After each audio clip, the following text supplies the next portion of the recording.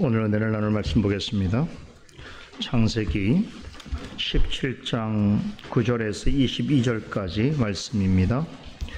봉독해 올리겠습니다. 하나님이 또 아브라함에게 이르시되 그런즉 너는 내 언약을 지키고 내 후손도 대대로 지키라. 너희 중 남자는 다 할례를 받으라. 이것이 나와 너희와 너희 후손 사이에 지킬 내 언약이니라. 너희는 양피를 베어라. 이것이 나와 너희 사이의 언약의 표징이니라.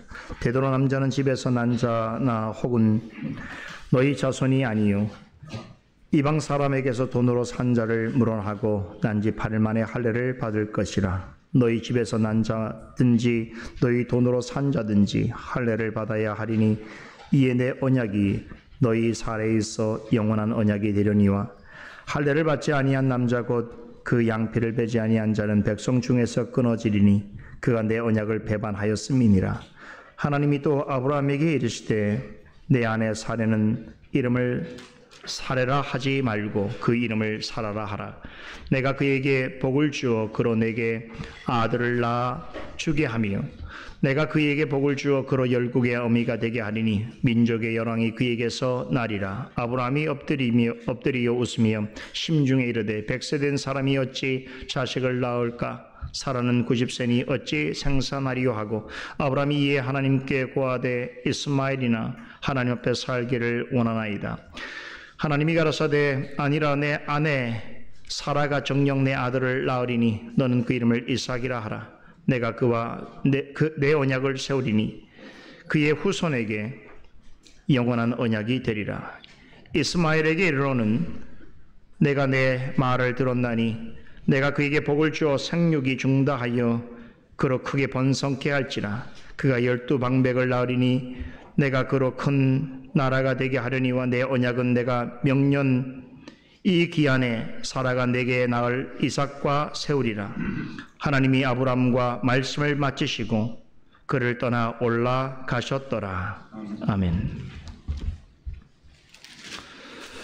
네, 오늘도 계속해서 창세기 17장에 나오는 하나님과 아브람과 맺은 언약에 대해서 상고해 보려고 합니다. 지난주에 우리는 아브람이 99세 되던 해에 이스마엘을 낳은 후 13년 만에 다시 나타나신 하나님께서 처음으로 엘샤다이 곧 전능한 하나님이라는 성어를 계시해 주시면서 아브람과 언약을 맺으시는 첫 번째 장면을 살펴보았습니다. 하나님께서 아브람과 언약을 맺으신 것은 이번이 처음이 아니라고 했지요. 지난주에도 설명드렸습니다만 창세기 12장에서 아브람이 갈대아와 우르와 하란을 떠날 때에 언약의 말씀을 시작하셔서 13장에서 롯이 아브람을 떠나서 소돔 땅으로 이주한 후에도 나타나셔서 아브람과 그 후손에게 땅을 주시겠다고 약속하셨습니다. 그리고 창세기 15장에서도 아브람이 가나안 왕들과의 전쟁에서 큰 승리를 거둔 후에 왠지 모를 공허함과 절망에 휩싸여서 자신의 집에서 나고 자란 엘리에셀이라고 하는 사람을 상속자로 삼아야 하겠다라고 생각하고 있을 때에 다시 나타나셔서 그를 이끌고 밖으로 나가서 하늘의 무뼈를 보여주시면서 이미 전했던 12장과 13장에 약속하신 언약을 재확인해 주셨습니다. 그러면서 아브람에게 제물을 준비하게 하시고 하나님을 상징하는 횃불로 쪼개진 짐승 사이로 홀로 지나가시는 방식으로 언약을 맺으셨습니다. 이 독특한 언약 체결 방식을 통해서 하나님께서는 하나님의 언약이 지니고 있는 세 가지 특징을 유감없이 드러내셨습니다.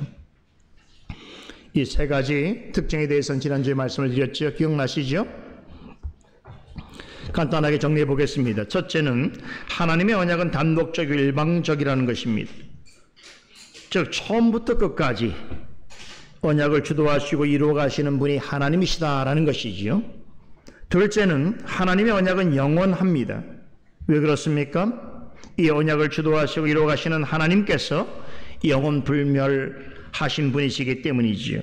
그러므로 하나님의 언약은 결단코 변하거나 퇴색되거나 취소되지 않습니다. 불변하신 하나님으로부터 나오고 그러하신 하나님에 의해서 존속되는 것이기 때문에 영원토록 반드시 이루어집니다. 셋째는 하나님의 언약은 전적으로 은혜롭다는 것입니다. 원래 언약이라고 하는 것은 대등한 관계에 있거나 비슷한 조건에 있는 당사자 사이에 맺어지는 약속입니다. 하지만 아브라함과 언약을 맺을 때에 하나님은 일방적으로 행하셨습니다. 창세기 15장에서 아브라함으로 준비하게 하신 재물 사이로 홀로 지나가신 것처럼 하나님께서는 언약을 맺으실 때부터 언약을 이루실 때의 모든 일들을 하나님께서 홀로 행하셨습니다. 하나님께서는 아브라함을 불러내실 때 그에게 언약을 맺기에 합당한 어떤 자격이나 조건을 제시하지 않으셨습니다. 그와 언약을 체결할 때도 마찬가지입니다. 왜냐하면 아브라함을 비롯해서 그 누구도 하나님의 언약을 완전히 지킬 수 없다는 것을 이미 잘 알고 계셨기 때문입니다. 사람이 타락한 이후에 맺으신 언약은 구원을 주시기 위한 약속입니다. 그런데 성경은 구원을 이루어가는 일에 있어서 사람은 전적으로 부패하고 무능력하다고 가르칩니다. 따라서 타락한 이후에 맺으신 언약은 무조건적인 은혜의 약속이라고 할 수 있습니다. 이 언약을 가리켜 은혜 언약이라고 부르는 이유가 여기에 있습니다. 이처럼 하나님의 언약은 전적으로 은혜로운 것입니다. 아브라함이 99세 되었을 때에 하나님께서는 다시금 그에게 나타나셔서 방금 설명드린 이 언약의 개념이 그대로 살아있는 언약을 맺으십니다. 횟수로 말하자면 아브라함과 네 번째 맺으시는 언약입니다.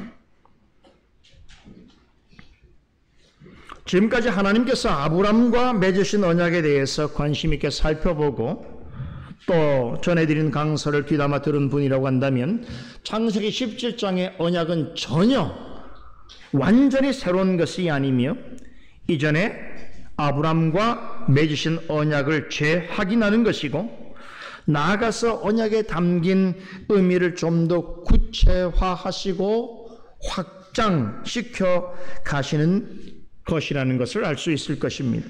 그런 점에서 17장은 이전에 맺으신 세 번의 언약과 연속성상에 있다고 할 수 있겠습니다. 그럼에도 창세기는 물론이고 성경 전체를 통틀어서 가장 중요한 언약이라고 할 수 있는 15장과 17장의 언약 사이에는 몇 가지 주목할 만한 차이점이 있습니다. 지난주에도 설명을 드렸는데 창세기 15장에서는 언약이란 단어가 단 한 번 언급된 반면에 17장에서는 무려 13번이나 이 단어를 반복해서 사용하고 계십니다. 언약이라고 할 때도 그냥 언약이라고 하지 아니하시고 하나님께서 직접 9번이나 나의 언약이라고 표현하십니다. 뿐만 아니라 내가 내 언약을 세우겠다라고 하시는 문장이 3번이나 반복되고 있습니다. 그리고 언약의 내용을 밝히시는 첫 번째 단락에서만 아브라함과 언약을 맺으시는 하나님 자신을 가리켜서 내가라고 하는 1인칭 주어를 사용하는 경우가 10번이나 언급되어져 있고 언약 내용과 관련해서 하나님이 직접 내가 하리라라고 하시는 말씀이 7번 반복해서 나옵니다. 17장에 언급되어진 이런 숫자적인 의미는 그만큼 창세기 17장에 나오는 언약은 그 이전에 있던 모든 언약과 비교하여 종합적일 뿐만 아니라 가장 하나님의 뜻이 선명하게 드러난 언약이라는 것을 말해주고 있습니다. 창세기 15장의 언약과 비교해서 볼 때에 더 놀라운 점은 17장에서 하나님께서는 언약을 맺기 전에 아브라함의 이름을 아브라함에서 아브라함으로 바꿔주셨다는 것입니다. 이 장면을 통해서 15장에서 아브라함에게 약속하셨던 땅과 자녀에 관한 약속이 이제 새롭게 계명해 주신 아브라함이라고 하는 이름 안에서 이미 성취된 것으로 간주하십니다. 이런 의미에서 지난주에 창세기 17장의 언약은 이전에 아브라함과 맺으신 모든 언약의 결정판이라고 말씀드린 부분이 아주 분명하다라고 평가할 수 있겠습니다. 자, 지금부터는 지금까지 제가 설명드리지 않았던 15장과 17장의 언약의 결정적인 차이점에 대해서 말씀드리려고 합니다. 15장과 17장의 언약을 비교해 보면 하나님과의 언약의 당사자인 아브라함의 태도에 있어서 미묘한 차이점이 발견되어집니다. 15장의 언약을 기억해 보게 될 때에 하나님과 언약을 체결하는 일에 있어서 아브라함은 수동적이었습니다. 심지어 언약이 체결되어지는 과정에서 그는 깊이 잠에 빠져들기도 합니다. 그런데 17장의 언약에서는 그전과는 전혀 다른 면모를 보입니다. 하나님께서는 그를 언약의 파트너로 인정해 주실 뿐만 아니라 언약을 지키는 일에 있어서 능동성을 보이는 파트너이기를 바라십니다. 우리는 그 사실을 17장의 두 번째 문단이 되는 오늘 읽은 본문에서 확인할 수 있습니다. 앞서 설명드린 것 같이 17장의 첫 번째 단락을 이루고 있는 8구절에서는 아브라함과 맺으신 언약과 관련해서 하나님께서 내가라고 하는 주어를 10번이나 반복해 사용하시고 또 직접 내가 하리라고 하는 말씀을 7번이나 사용하십니다. 이것은 아브라함과 맺으신 네 번째 언약도 그 주도권을 하나님께서 가지고 계시고 하나님께서 일방적으로 이루어 가신다는 것을 강조하고 있습니다. 그런데 17장의 두 번째 단락이 시작되고 있는 오늘 본문 9절에 그 시작에서 보면 놀랍게도 주어가 하나님에서 아브라함으로 바뀝니다. 거듭하여서 이전에 내가 하리라고 말씀하신 그 내용이 맞춰진 후에 바로 이어지는 말씀에서 그런즉 너는 무엇을 해야 한다라고 하는 말씀이 나옵니다. 지금까지는 아브라함에게 일방적으로 무엇에 대해서 말씀하셨다면 여기서부터는 하나님과의 언약의 파트너가 되는 아브라함이 주도적으로 해야 할 일에 대하여서 말씀하고 계시는 것입니다. 그래서 우리말 성경에 보면 너는 내 언약을 지키라 라고 표현되어 있습니다만 대부분의 영어 성경에서는 You must, 너는 반드시 해야 한다라고 하는 말로 번역되어 있습니다. 즉 아브라함을 향해서 내가 나의 언약의 당사자요 나와 언약을 맺은 동반자로서 반드시 무엇을 해야 한다라고 하시는 것입니다. 언약은 두 당사자가 서로를 위해서 어떤 일을 하기로 합의하여 이루어진 일종의 계약입니다. 이 언약이라고 하는 말은 무엇을 자르다, 무엇을 끊는다라고 하는 뜻을 지니고 있는 히브리어 동사 베리트에서 파생했습니다. 그렇다면 이런 질문이 생기겠죠. 왜 언약이라고 하는 말은 자른다, 끊는다라고 하는 뜻을 가진 동사에서 온 것인가 하는 것입니다. 이는 고대 근동 지역에서 아브라함이 활동하기 훨씬 이전부터 유행하던 계약을 맺는 관행과 깊이 관련되어 있습니다. 당시 사람들은 어떤 종류의 계약이든 간에 당사자끼리 짐승을 둘러 절단하고 그 사이를 함께 지나는 예식을 치렀습니다. 이것은 만약에 누구라도 계약을 어길 경우에는 반쪽으로 찢어진 짐승처럼 저주를 받게 될 것이라고 하는 의미에서입니다. 당시는 아직 법과 제도가 발전하지 못한 시대였기 때문에 이런 방식의 예식을 통해서 서로 간에 합의한 계약은 반드시 지켜져야 한다라고 하는 강제적인 규범을 만들었던 것입니다. 창세기 15장에서 하나님께서 아브람과 언약을 체결하실 때 당시에 이러한 계약 문화를 10분 활용하셨습니다. 창조주이시고 전능하신 하나님은 타락한 인간과 언약을 맺어야 할 필요가 전혀 없으심에도 죄인을 구원하시기 위해서 스스로 그 저주스러운 계약에 스스로 매이셨습니다. 또한 홀로 계약을 체결하셨습니다. 왜냐하면 죄인은 본질적으로 하나님과 동등하게 언약을 맺을 수 없는 존재이며 언약을 맺는다 하더라도 실패할 수밖에 없다는 것을 잘 알고 계셨기 때문입니다. 그래서 하나님께서는 아브라함이 잠든 틈을 타서 횃불이라고 하는 표정을 사용하셔서 홀로 쪼개진 고기 사이를 지나가셨던 것입니다. 이 언약을 체결하시기 전에 여전히 자신의 몸에서 난 아들이 없어서 자신의 집에서 나고 자란 사람을 상속자로 삼으려고 하는 아브라함에게 내 몸에서 후사가 날 것이며 너의 자손을 하늘의 별처럼 자손들은 많아질 것이며 내가 내게 약속한 땅을 주라고 말씀하셨습니다. 그때 아브라함이 어떻게 반응했습니까? 제가 하나님의 약속을 어떻게 믿을 수 있습니까? 그 약속을 확실히 믿을 수 있는 표징을 내게 보여 주옵소서라고 간청했습니다.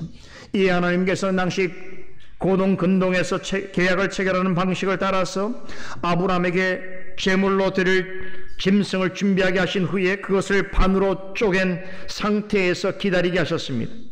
그리고는 당신을 나타내는 표징이 되었던 횃불로 쪼개진 고기 사이를 홀로 지나가셨습니다. 사실은 하나님께서 이렇게 하실 필요가 전혀 없으신 것이죠. 그럼에도 당시 계약 문화를 따라서 행하셨음에도 결국에는 쪼개 놓은 짐승 사이를 홀로 지나가셨던 것은 이런 형태의 피비린내 나는 계약을 통해서 이런 말씀을 하시려고 하는 것이, 이래도 내가 믿지 못하겠느냐? 너와 약속한 것을 내가 이루지 못하겠느냐? 이루지 않겠느냐? 라고 아브라함을 설득하시고 교훈하시는 것입니다.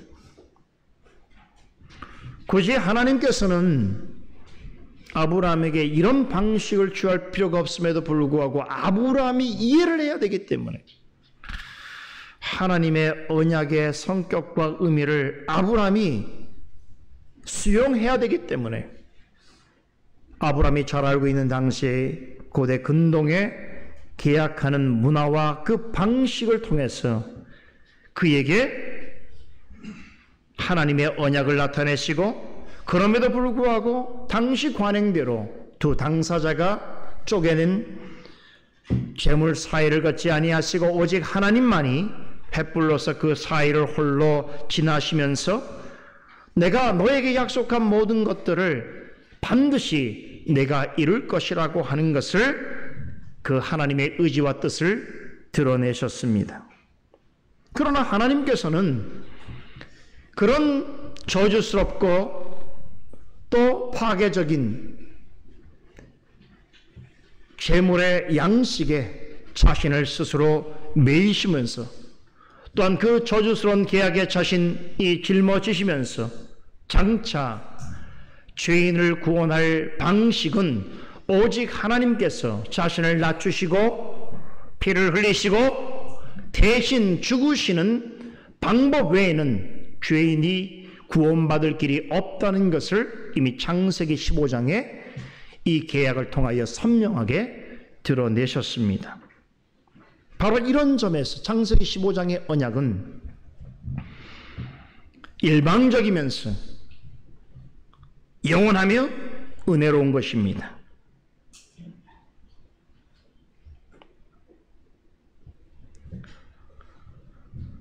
이렇게 하나님께서는 아브라함과 그의 후손들과 언약을 체결하셨습니다. 언약에 담긴 모든 내용은 하나님 편에서 일방적으로 약속하신 것입니다. 그러므로 하나님만이 이루실 수 있습니다. 그럼에도 언약이 체결되기 위해서는 당사자가 있어야 하고 당사자에게는 언약의 내용을 이행할 책임과 의무가 주어집니다. 다시 한번 강조합니다. 하나님의 언약에서 주도권은 전적으로 하나님께 있습니다. 언약을 통해서 하나님이 하시고자 하는 일을 행하시고 그것을 반드시 성취하십니다. 그 언약을 이루시는 일에 있어서 사람에게 요구되어지는 선행적 조건이라는 없습니다. 우리는 그 사실을 하나님께서 아브라함과 언약을 체결하실 때에 홀로 쪼개진 고기 사이를 지나가신 모습을 통해서 확인할 수 있습니다. 이처럼 하나님의 언약은 일방적이고 무조건적인 것입니다. 그러나 이 사실은 아브라함이 하나님과의 언약에 있어서 당사자가 아니라고 하는 의미가 아닙니다. 또한 하나님의 언약을 맺은 당사자로서 그는 아무것도 할 일이 없다는 것을 말하는 것도 아닙니다. 하나님께서는 그를 언약의 파트너로 여겨주셨고 그를 위해서 언약을 체결해 주셨다는 것은 언약의 당사자로서 아브라함에게 언약의 내용을 지켜야 할 책임과 의무가 주어져 있다는 것을 말합니다. 이 점을 가르쳐 주시기 위해서 하나님께서는 언약과 관련해서 시종 내가 무엇을 하리라고 하신 말씀을 마친 후에 아브라함에게 너는 무엇을 해야 한다라고는 명령을 행하셨습니다. 이렇게 하나님과의 언약의 당사자로서 아브라함이 마땅히 해야 할 일이 있음을 주지시키셨습니다. 아브라함이 언약과 관련해서 해야 할 일이 있다는 것은 언약의 당사자로서 당연한 일입니다. 서로 간에 언약을 맺은 하나님과 아브라함에게는 각자에게 주어진 일이 있습니다. 하나님께서는 아브라함이 언약을 지키든 못 지키든 상관없이 하나님의 뜻하신 바를 주권적으로 행할 것이며 약속하신 모든 것을 반드시 이루실 것입니다. 이는 전적으로 하나님이 주도하시고 오직 은혜로 되어집니다. 그와 함께 하나님께서는 당신과 언약의 파트너 관계에 있는 사람에게도 언약의 당사자로서 언약의 내용을 지키고 이행할 책임과 의무를 다할 것을 요구하십니다. 이 같은 일은 사람을 의롭게 하시는 일에도 똑같은 방식으로 적용됩니다. 의롭다 하심이란 죄가 용서되고 하나님 앞에서 의로운 존재로서 인정받는 것을 의미합니다. 그런데 죄를 용서받고 의로워진 존재로 여김받는다는 것은 전적으로 예수 그리스도를 통해서만 가능합니다. 하나님의 독생자 예수 그리스도께서 우리의 죄를 대신하여 십자가에 죽으심으로 우리를 죄에서 건져주셨고 그리스도의 보혈의 은혜와 공로로 죄 사함을 받은 우리를 의롭게 하셨습니다. 이처럼 우리가 의롭다 함을 얻게 된 것은 전적으로 하나님의 긍휼과 그리스도의 은혜로 이루어진 것입니다. 그렇다면 우리가 그리스도의 구속으로 하나님의 은혜로 값없이 주시는 의롭다 하심의 은혜와 하나님의 화평을 맛보고 누리기 위해서는 어떻게 해야 하는 것인가? 아무것도 하지 않고 가만히 있기만 하면 되는 것인가? 그렇지 않습니다. 예수 그리스도를 주로 고백하고 성령과 말씀에 따라서 그분을 위해 살고자 애를 써야 하는 것입니다. 이것이 의롭다 하심을 얻은 사람의 자태입니다. 의롭다 하심을 얻은 사람답게 그리스도 안에서 그분의 교훈을 따라서 그분을 본받는 삶을 살아가는 것입니다. 매 순간 하나님과 동행하면서 진리로 거룩해 져가는 삶을 살아야 하는 것입니다. 이것이 의롭다 하심을 얻은 자로서 마땅히 해야 할 일인 것입니다. 이와 동일한 신앙 원리가 아브라함에게도 발견되어집니다. 하나님의 언약과 관련해서 하나님이 친히 하실 일들을 말씀하신 후에 언약의 당사자로서 아브라함이 해야 할 일을 말씀하십니다. 그렇듯이 아브라함과 같은 언약 안에 있는 우리에게도 하나님의 자녀요 언약 백성으로서 마땅히 할 일이 있음을 강조하십니다. 자, 그런데 바로 이 지점에서 우리는 이런 고민을 하게 되어집니다. 우리 자신을 보게 될 때에 우리가 어떻게 하나님의 언약을 잘 지킬 수 있겠는가? 다시 말해서 하나님이 요구하시는 언약의 조건을, 언약의 내용을 우리는 잘 이행할 수 있는가 하는 의문을 가지게 될 수밖에 없습니다. 왜 그렇습니까? 그것은 우리 자신에 대해서 우리가 잘 알고 있기 때문입니다. 우리는 하나님의 말씀을 온전히 행하기에는 너무나 무지하고 나약하고 불성실합니다. 여러분, 이런 생각을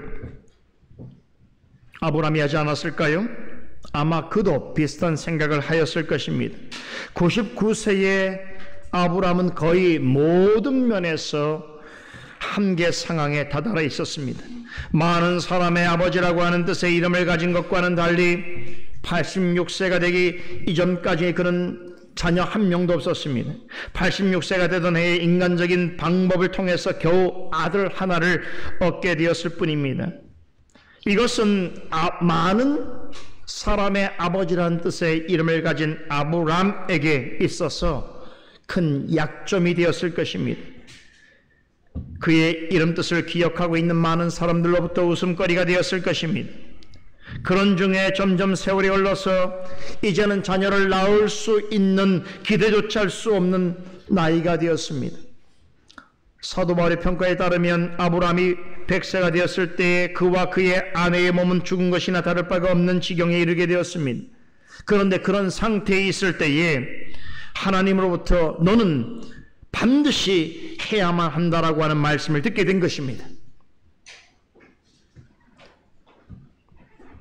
여러분 같으면 이런 나이에 이런 말씀을 듣는다고 할 때 무슨 생각이 가장 먼저 들 것 같습니까?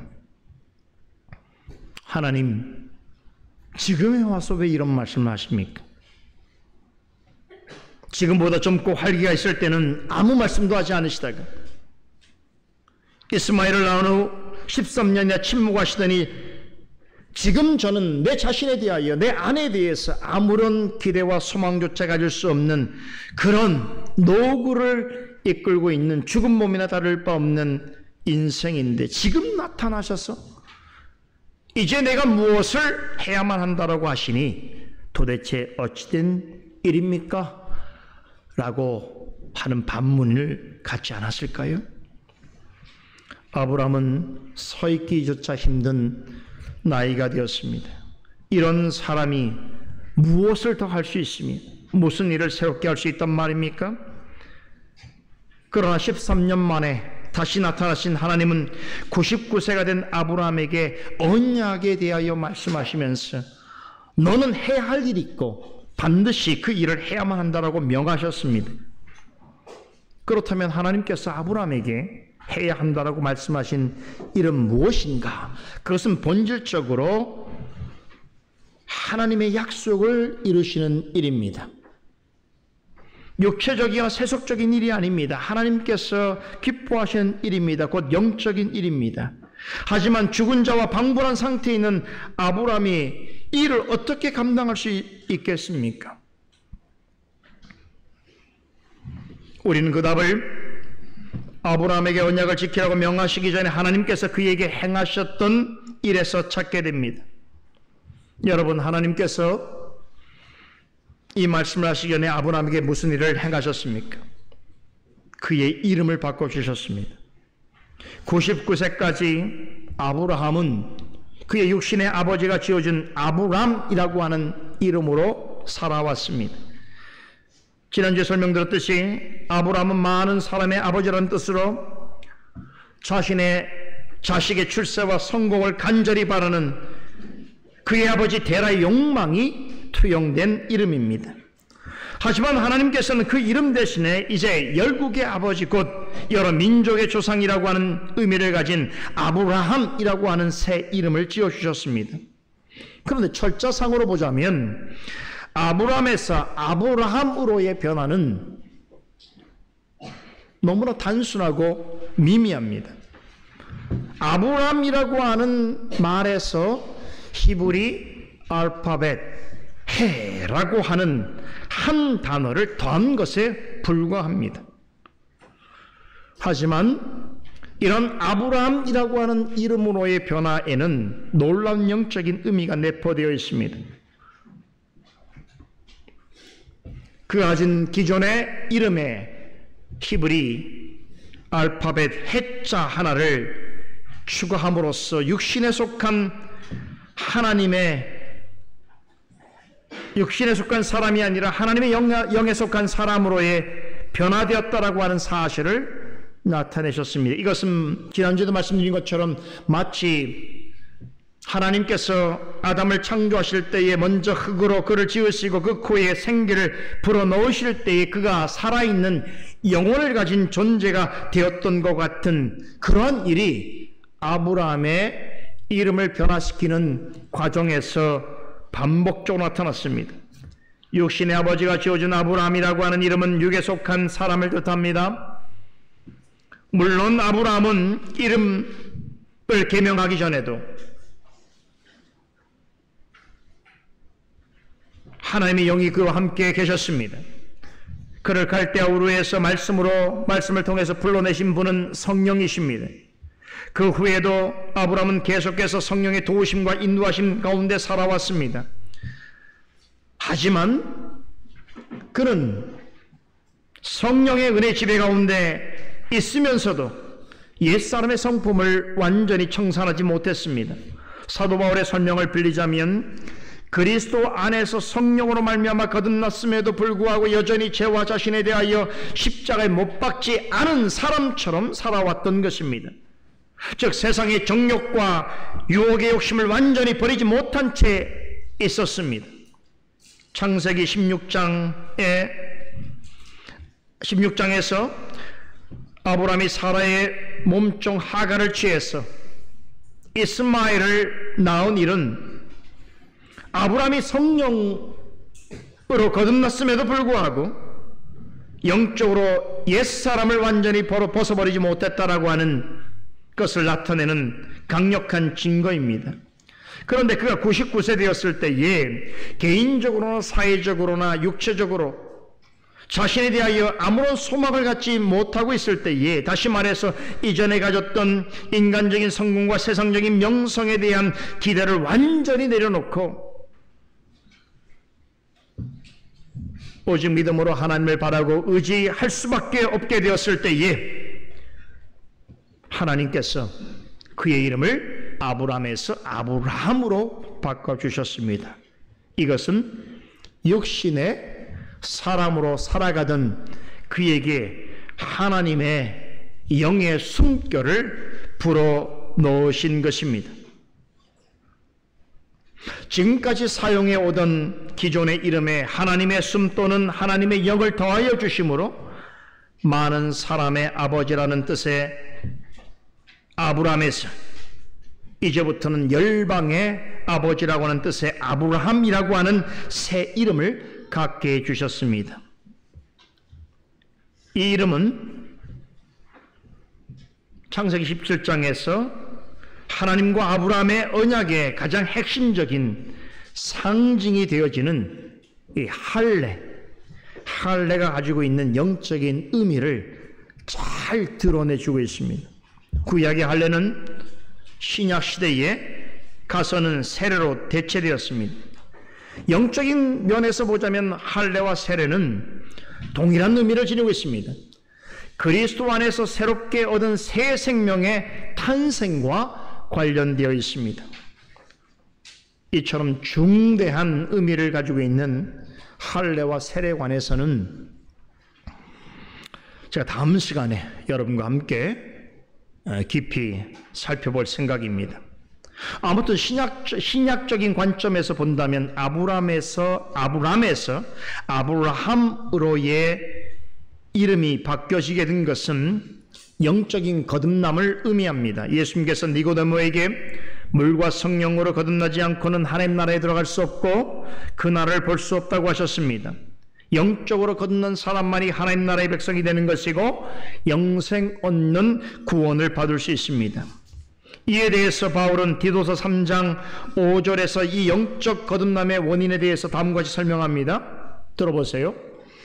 우리를 구원하시되 우리가 행한 바 의로운 행위로 말미암지 아니하고 오직 그의 긍휼하심을 따라 중생의 씻음과 성령의 새롭게 하심으로 하셨나니라고 합니다.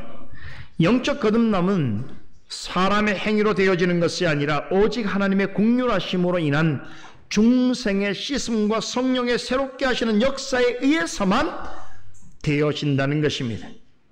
여기서 중생이란 새롭게 태어난다는 뜻입니다.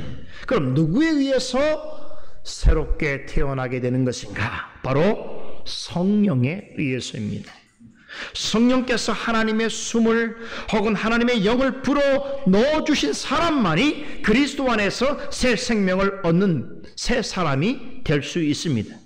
그런 사람이야말로 그리스도의 보혈로 죄 용서함을 받고 의롭다 하시는 은혜를 입은 하나님의 자녀가 되는 것입니다.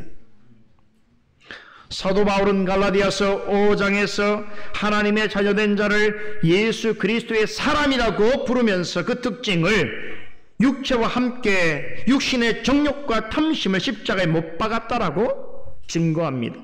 골로새 3장에서는 창조주 하나님의 형상을 따라 새롭게 하심을 얻은 새 사람이라고 합니다.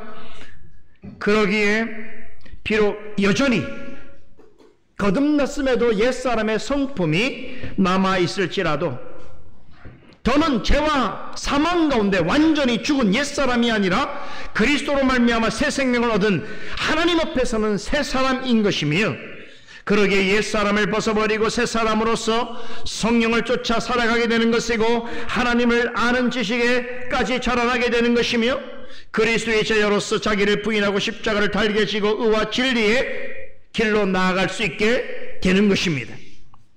하나님께서 아브라함이 99세가 되던 해에 그에게 주신 아브라함이라고 하는 새 이름은 이렇게 하나님의 영원한 언약에 참여한 모든 사람은 성령으로 말미암아 거듭난 자요 그리스도 안에서 새 생명을 얻은 하나님의 자녀라는 것을 입증해주는 중요한 표징입니다.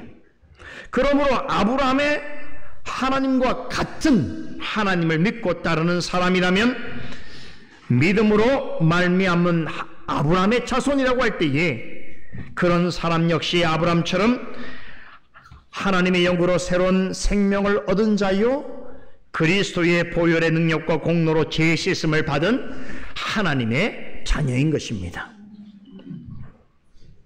아브라함에서 아브라함으로 이름이 바뀌어진 사건이 전하는 또 한 가지 중요한 의미가 있습니다. 그것은 아브람이라고 하는 이름에 하나님의 영이 불어 넣어짐으로써 이 언약을 맺기 전에 아브람에게 나타나신 엘사다이 곧 전능하신 하나님께서는 곧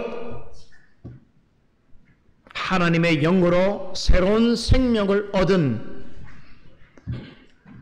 우리의 하나님이 되셨다라고 하는 것을 의미합니다. 이 사실은 엘사다이의 하나님과 함께 하는 삶이라면 무엇이든 가능하다는 것을 말해주고 있습니다. 여러분, 엘사다이라고 하는 하나님의 성호를 언제 주셨습니까? 아브람과 언약을 맺기 전입니다. 이 시점을 기억하는 것이 왜 중요한가 하면 하나님께서는 언약을 주도하시고 이루실 뿐만 아니라 하나님과 언약을 맺은 사람이 그것을 지켜 행하는 것도 결국에는 전능하신 하나님이 주시는 은혜와 능력을 통해서 가능하다는 것을 강조해 주고 있습니다. 100세가 다 된 아브라함에게 내 언약을 지키라고 명하셨을 때에 인간적으로는 어떻게 그 일을 행할 수 있을까? 육신적으로나 정신적으로 죽은 자와 다를 바 없는 인생이 지금에 와서 그 나이에 어떻게 하나님의 명령을 따라서 무엇을 할 수 있을까 하는 고민과 좌절이 있었을 것입니다. 그러나 그러한 계획을 가지고 언약을 이루어 가시는 분이 전능하신 하나님이시듯이 하나님의 언약의 당사자로서 우리를 대하시고 그 당사자로서 우리를 인정하시는 하나님의 은혜와 축복으로 말미암아서 우리 역시도 아브람처럼 우리가 행하는 모든 일에 있어서 엘사다이 하나님께서 함께 하시고 그 하나님과 함께하는 생이라면 하나님이 목적하신 바를 반드시 이루실 것이라는 것을 믿어 확신할 수 있게 되는 것입니다. 지난번에도 말씀을 드렸습니다만 엘사다이에서 샤다이라고 하는 말은 어머니의 가슴을 뜻합니다. 이는 무엇을 말해준다고 했습니까? 전능한 하나님은 원하시는 일을 행하실 때에 자애로운 어머니 같은 마음으로 행하신다는 것입니다. 마치 아이가 어머니의 품속에서 어머니가 주는 젖을 먹으면서 자라나듯이 엘샤다이 하나님은 우리에게 좋은 것을 먹여주시고 안전하게 보호하십니다. 또한 어떠한 일이 있어도 자녀를 결코 포기하지 아니하고 항상 그의 편에 서 있으며 이해하고 격려해주는 어머니처럼 하나님의 언약이 우리에게 요구하는 책임과 의무를 잘 이행할 수 있도록 늘 복돋아 주시고 우리가 간절히 구할 때에 그 일을 행할 수 있는 지혜와 능력도 아낌없이 주십니다. 바로 이런 하나님으로 우리와 함께 하신다는 것입니다. 창세기 17장의 언약에서 특별히 주목해야 할 점이 바로 이것입니다. 언약은 하나님이 주도하시고 이루시는 것입니다. 그러나 그럼에도 하나님께서는 우리를 언약의 파트너로 여기시고 우리와 맺으셨다는 사실에 대하여 잊어서는 안 됩니다. 하나님의 언약의 본질에 있어서는 편무적입니다. 일방적입니다. 그러나 우리와 관련된 부분에 있어서는 쌍무적이며 상호적입니다. 즉 하나님의 언약을 세우심에 있어서 하나님이 하시는 일이 있는가 하면 우리가 해야 할 일이 있습니다. 지난주까지 살펴봤던 17장 1절에서 8절까지의 내용은 하나님이 언약과 관련해서 하시는 일이 무엇인가에 관한 것입니다. 이 사실을 증명이라도 하듯이 이 부분에 있어서는 모든 문장의 주어가 하나님으로 되어 있고 또 하나님께서 내가 직접 이것을 하겠다라고 하시겠다라고 하는 언급이 7번이나 반복해서 나온다고 말씀을 드렸습니다. 그런데 오늘 본문이 시작되는 9절부터는 주어가 누구로 바뀐다고 했죠? 하나님에서 아브람으로 바뀝니다. 아브람과 그의 후손들이 주어입니다. 아브람을 향해서 너는 무엇을 해야 한다라고 하는 표현으로 시작해서 14절까지는 하나님과의 언약의 당사자인 아브람과 그의 자손들이 이 언약과 관련해서 반드시 해야 할 일에 대해서 언급하고 계십니다. 자, 그런데 이것은 만일 네가 혹은 너의 후손들이 무엇을 하지 않는다면 나 역시 내 언약을 지키지 않을 것이다 라고 하는 의미로 말씀하시는 것이 결코 아닙니다. 언약에 있어서 하나님은 언제나 주도적이시며 동시에 언약을 이루시는 일에 있어서는 변함이 없으십니다. 죄인을 구원하시는 은혜 언약은 약속하신 대로 반드시 하나님이 책임지고 이루십니다. 그런데 그 과정에서 언약의 대상자가 되는 사람에게도 너도 어떤 일을 해야 한다라고 말씀하십니다. 이것은 언약을 이루는 데 있어서 반드시 사람의 행위가 조건적으로 필요하다는 의미가 아닙니다.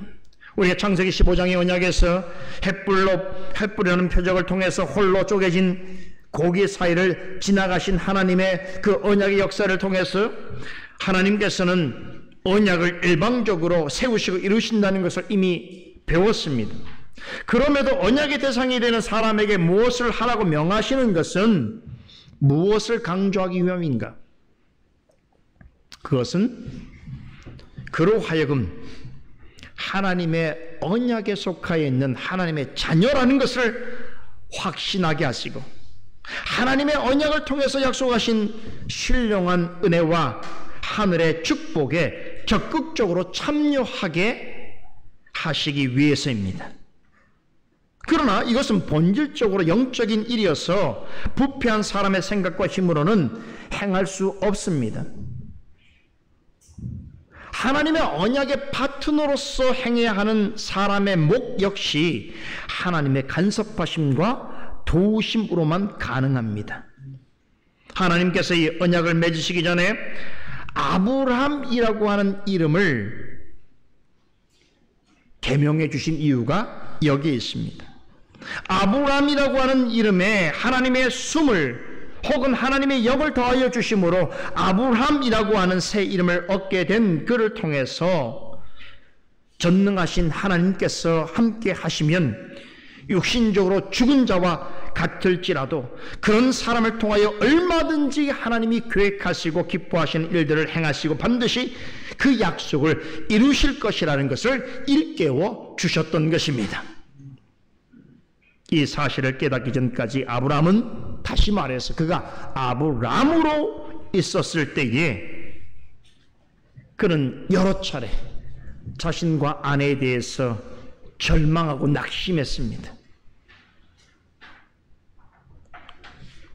여러분 100세 그리고 90세가 다 된 이 노인네가 과연 지금부터 무엇을 새롭게 할 수 있겠는가 생각한다면 체념부터 하지 않았겠습니까? 젊었을 때도 하지 못했던 일을 이제 죽은 자와 방불한 상태에 있는 한계 상황에서 어떻게 이 일들을 새로운 일을 하란 말인가 생각하게 되었을 때에 아마도 그들에게 깊은 상실감과 체념이 있었을 것입니다. 그런데 하나님께서 다시 네 번째로 언약을 맺으시기 전에 그에게 아브라함이라고 하는 새 이름을 주셨을 때에 13년 만에 다시 찾아오신 하나님이 전능하신 하나님 곧 엘샤다이의 하나님이신 것을 그는 확실히 알게 되었습니다. 그러하신 하나님이 자신과 아내와 함께 하신다면 사람의 생각과 경험으로 불가능한 것도 가능하게 될 줄로 믿게 되었습니다. 전능하신 하나님이 지혜와 능력을 주신다면 엘샤다이 하나님을 의지하고 나아가게 된다면 나이나 건강이나 여건과 상관없이 언약에 제시된 책임과 의무를 다할 수 있음을 깨닫게 되었습니다. 그렇게 해서 99세에 하나님의 명령에 순종하여 행하게 된 것이 할례입니다. 여러분, 하나님께서 그에게 주시는 믿음과 확신이 없었다고 한다면, 다시 말해서 그 육신적인 생각과 고집에 빠져 있었다면 그 나이에 100세가 다 된 노인네가 할례를 행한다는 것은 불가능한 것입니다. 다른 종교에서 이미 할례라는 종교적 의식이 있었습니다. 그런데 어떤 종교에서도 100세 된 사람에게 할례를 요구하지 않습니다. 여러분, 100세가 다 된 노인이 이제 열국의 아버지가 될 것이라고 하는 말씀을 듣고 자신의 생식기의 일부를 자르는 예식을 한다는 것은, 스스로 행한다는 것은 상상하기 어려운 일입니다. 아브라함이 자신의 육신을 신뢰하였다면 결코 행할 수 없었을 것입니다. 자신에 대해서는 가장 절망적인 상황에서 자신을 찾아오신 하나님이 엘샤다이 하나님이신 것을 믿고 하나님과의 언약에 있어서 당사자로서 마땅히 자신에게 주어진 역할과 책임을 그 전능하신 하나님이 반드시 도우시고 그렇게 할 수 있도록 용기와 지혜와 능력을 주실 것을 믿는 그 믿음이 그에게 있었기 때문에 99세, 100세가 다 된 노인이 할례를 행할 수 있었던 것입니다. 아브라함이 행한 이 할례에 대해서는 여러분께 드릴 말씀이 참 많습니다. 그래서 오늘은 이 부분은 생략하고 다음 시간에 아브라함이 받은 할례의 영적 의미에 대해서 집중해서 말씀드리도록 하겠습니다. 오늘 남은 시간은 본문에서 언급하고 있는 사례와 관련하여서 매우 놀라운 말씀 한 가지를 상고해 보려고 합니다. 참 우리말 성경으로 잘 번역이 되어 있습니다만 우리말 성경으로 봐서는 절대로 확인할 수 없는 내용이 나옵니다. 원문 성경으로 보게 되면 창세기 17장은 4번에 걸쳐서 이런 표현으로 구분되어집니다. 무엇에 관해서는 라고 하는 말로 전체 내용이 구성되어 있는 것을 볼 수 있습니다. 영어 성경에서는 대부분 as for라고 하는 말로 구분되어집니다. 우선 4절에 보면 하나님 자신을 지칭하는 의미로 나에 관해서는 이라고 하는 말로 시작합니다. 그리고 9절에는 아브라함에 관해서는 이라고 하고 15절에는 사레에 관해서는 이라고 합니다. 그리고 마지막 20절에서는 이스마엘에 관해서는 이라고 하는 말이 나옵니다. 이렇게 17장은 누구에 관해서라고 하는 말로 그 내용이 확연히 구분되어지고 있습니다. 이렇게 해서 먼저 언약 관련해서 하나님은 자신에 관하여, 즉 언약과 관련한 하나님의 생각을 전하신 후에 이어서 하나님과 언약의 당사자가 되어지는 세 사람을 차례로 언급하십니다. 우리가 지금까지 살펴본 대상은 바로 아브라함이었고요.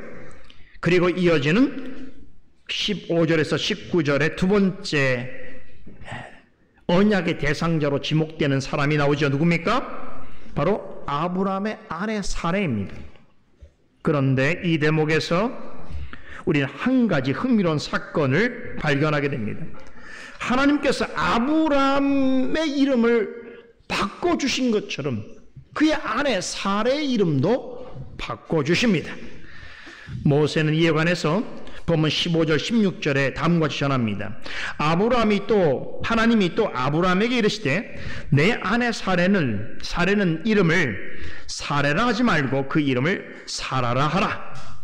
내가 그에게 복을 주어 그로 내게 아들을 낳아주게 하며 내가 그에게 복을 주어 그로 열국의 어미가 되게 하리니 민족의 열왕이 그에게서 나리라 라고 전합니다. 하나님께서는 아브라함에게 내 아내의 이름을 더는 사레라고 하지 말고 사라라고 하라고 명하십니다. 이로 인해서 이제 그녀의 이름은 더는 사레라 불리지 않고 사레라고 불리게 됩니다. 이 일이 있은 후로 성경에서 그녀를 기억하는 모든 사람들은 사라라는 새 이름으로 그녀를 부르고 기억합니다.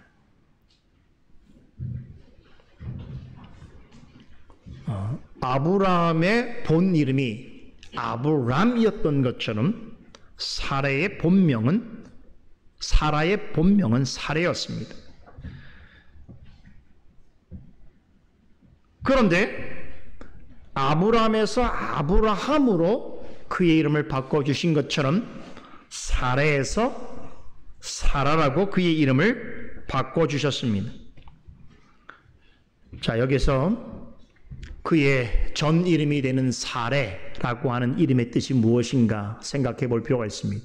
사레라고 하는 말은 나의 여주인 혹은 나의 공주를 뜻합니다. 그러면 사라는 무슨 뜻인가? 나의 왕후 혹은 나의 왕비라는 뜻입니다. 열국의 어머니라고 하는 이 말은 사라의 이름 뜻이 아니라 그녀를 그와 같이 만들어주시겠다라고 하는 하나님의 약속입니다. 이 사라는 첫째가 되다 혹은 통치하다라는 뜻을 지니고 있는 히브리어 사라르라고 하는 동사에서 유래되었습니다. 생각해 보세요. 여성으로서 첫째가 되는 통치자가 누가 되겠습니까? 왕후이고 왕비인 것이죠. 그래서 사라는 이름이 그런 뜻을 지니고 있는 것입니다.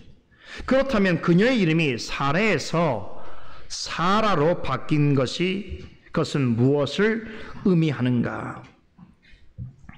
원래 그의 이름이었던 사레, 즉 나의 여주인 혹은 나의 공주라고 하는 뜻의 그 이름은 한 가정이나 또는 한 가문에서만 주권을 행사하는 사람인 것을 뜻합니다. 아마도 그런 점에서 볼 때 이 사라는 그의 가정과 그의 가문에서 대단히 존중받고 사랑받는 그런 여인이었을 것이 분명합니다.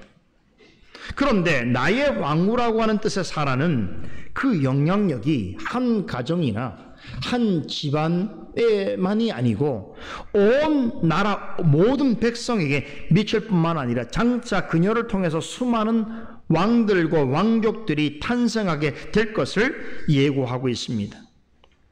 여러분, 하나님께서 왜 사레라고 하는 이름에서 사라는 이름으로 그녀의 이름을 계명해 주신지 아시겠습니까?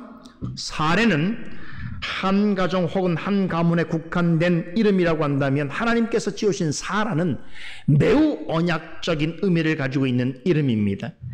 하나님께서는 사레에게 그녀가 아들을 낳게 될 것이라는 축복을 주시면서 그 이름 대신에 사라는 새 이름을 주셨습니다.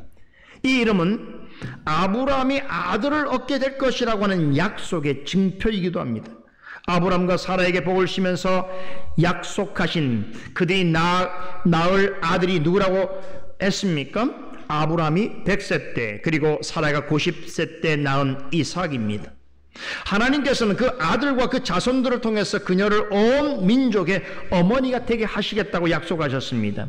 이 언약은 그의 아들 이삭 그리고 이삭의 아들 야곱과 에서 또 그들의 후손을 통해서 이루어집니다. 인류학적으로는 그녀는 하나님의 약속대로 수많은 민족의 어머니가 됩니다. 더 중요한 것은 언약적으로는 하나님이 사랑하신 다윗 왕과 만왕의 왕이신 예수 그리스도의 조상이 됩니다. 다윗 왕과 그리스도는 아브람과 사라의 혈통을 통해서 탄생하십니다.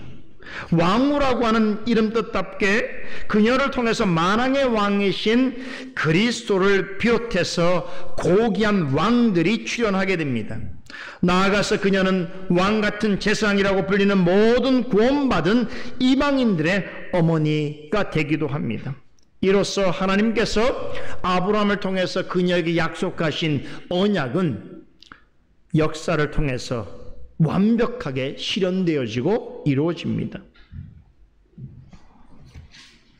이렇게 사라는 이름으로 계명해 주시기 전부터 이미 하나님에게는 앞으로 아브람과 사라를 통해서 이루실 은혜 언약에 관한 모든 계획이 완벽하게 서 있었습니다.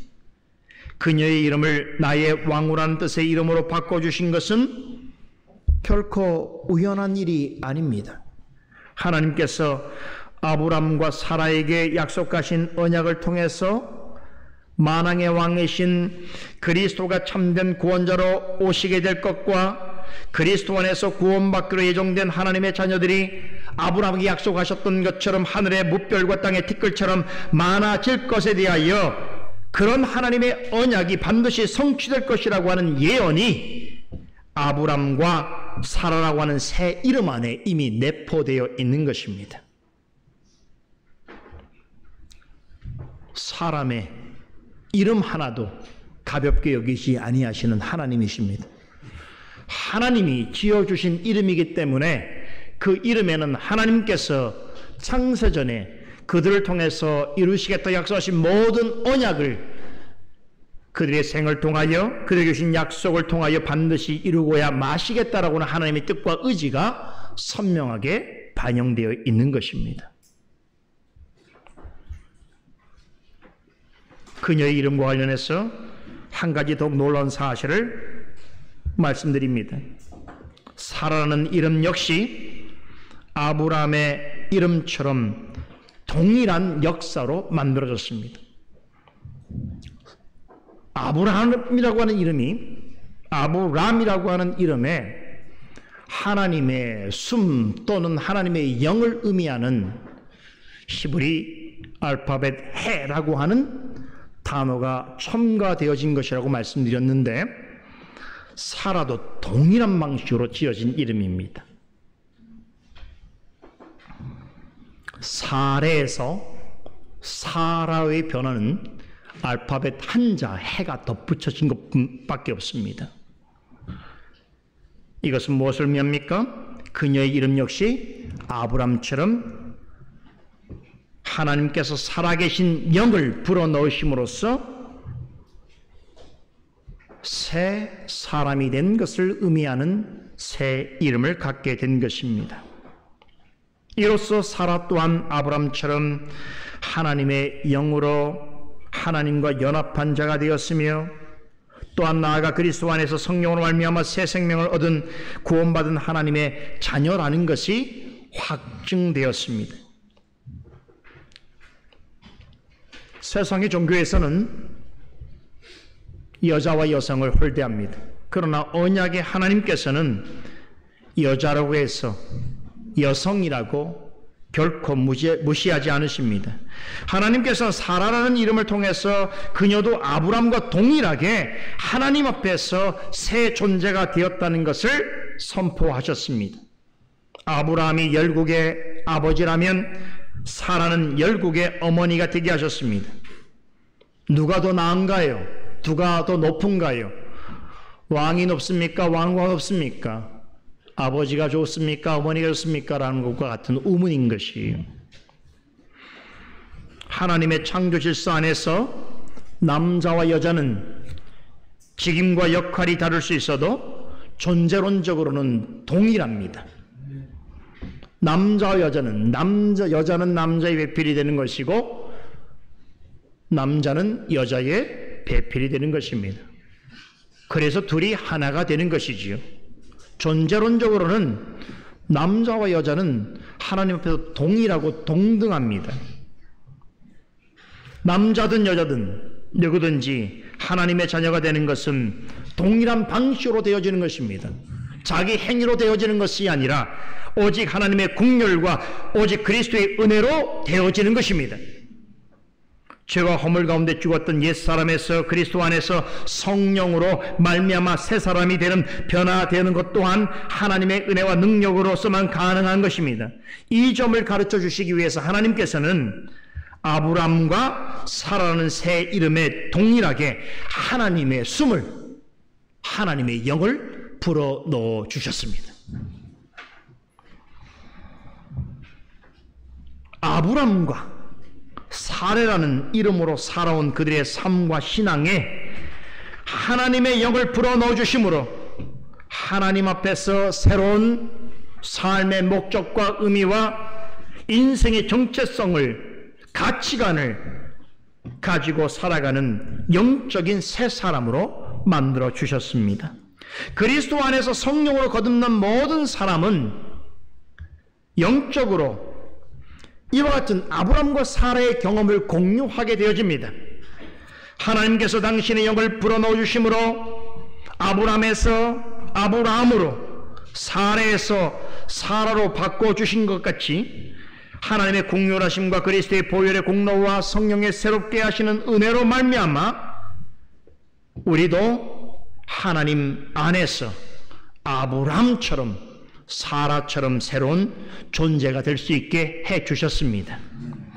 이것은 사람의 행위, 우리의 공로와 자랑이 되는 무엇으로 행하게 하지 아니하시고 오직 하나님의 은혜와 능력으로 새 사람이 되게 해 주신 것입니다. 여러분, 이것이 얼마나 크고 값진 일입니까? 얼마나 놀랍고 기쁜 일입니까? 이 기쁨과 이 감격을 알게 하시기 위해서 17절에 보면 모세는 이런 하나님의 뜻을 받들어 이해한 아브라함의 태도를 우리에게 소개해 주고 있습니다. 이 말씀을 들은 아브라함은 엎드린 채 크게 웃습니다. 혹자는 아브라함의 웃는 이 웃음을 가리켜서 그것은 잠시 또 그가 불신에 빠져서 비웃게 된 것이라고 해석하기도 합니다. 17절 하반절에 아브라함이 이렇게 말한 까닭이기 때문이라고 생각합니다. 100세 된 사람이 어찌 자식을 낳을까? 사라는 90세니 어찌 생산하리요? 라고 답한 이 말을 두고 이것은 하나님의 말씀을 믿지 못해서 한 말이라고 이해하는 분들이 있습니다. 그러나 저는 그렇게 보지 않습니다. 그렇게 보지 않는 것이 성경적입니다. 왜 그런 거 아세요?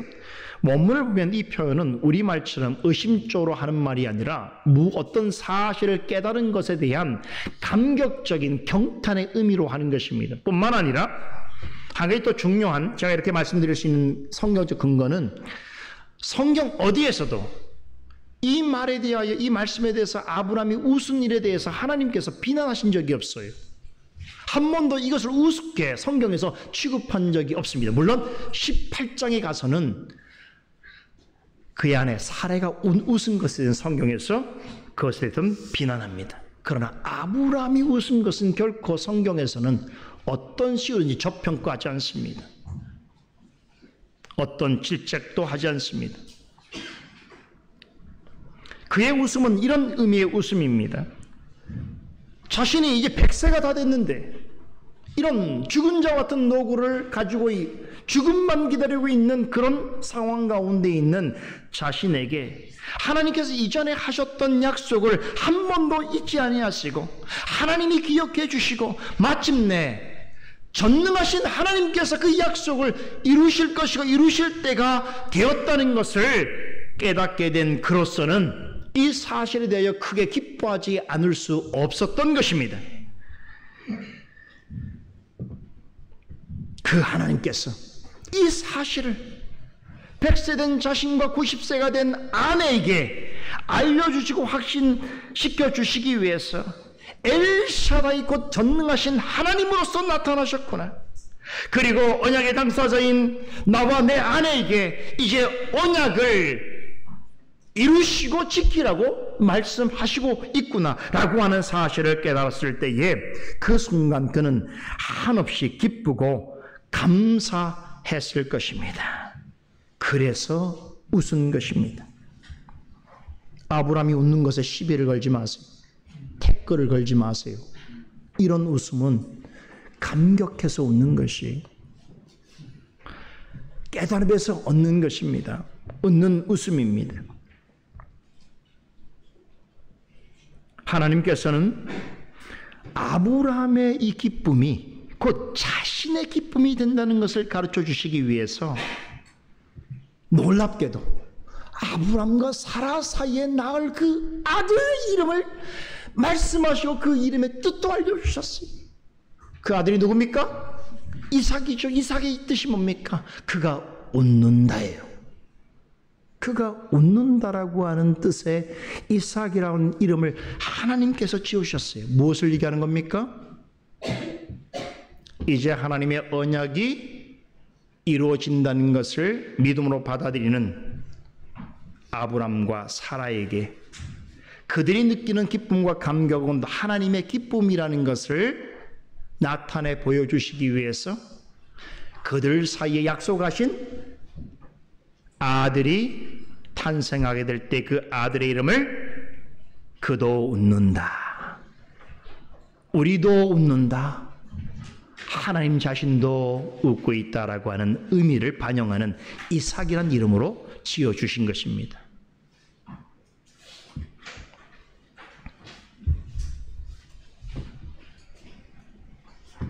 그러므로 이삭의 탄생은 하나님께서 아브람과 사라에게 약속하신 언약을 기쁨으로 이루실 것이라고 하는 것을 증거하는 일종의 징표입니다. 놀랍죠? 모든 언약을 세우시고 이루시는 분은 하나님이신데 그 언약에 따라서 하나님의 일에 동참하는 백성이 누리는 그 기쁨을 하나님은 당신의 기쁨으로 여기시고 그것이 참으로 하나님께 큰 기쁨이 된다는 사실을 우리들의 자녀를 통하여서 알게 해주시는 것입니다. 이삭의 출생은 사실은 하나님의 초자연적인 역사의 결과이지요. 왜 그렇습니까? 어떻게 100세와 90세 된 사람이 죽은 몸과 같은 상태에 있는 사람이 자녀를 낳을 수 있겠습니까? 그들 역시 포기한 상태입니다. 그럼에도 불구하고 얻은 아들이라고 할 때에 이 아들의 탄생은 하나님의 초자연적인 역사의 결과라고 볼 수밖에 없습니다. 그런데 이삭이 태어날 때 아브람과 사라는 어떻게 했습니까? 무척이나 즐거워했습니다. 이것은 무엇을 말해줍니까? 하나님께서 약속하신 것을 이루시기 위해서 일하시고 그 결과를 나타내실 때에 그것을 믿음으로 바라보고 소망 가운데 인내하는 사람은 이와 같이 결국에는 기뻐하고 즐거워할 수 있게 됨을 암시해주고 있습니다. 아브라함은 하나님의 약속의 말씀을 듣고 경배할 때 크게 기뻐했습니다.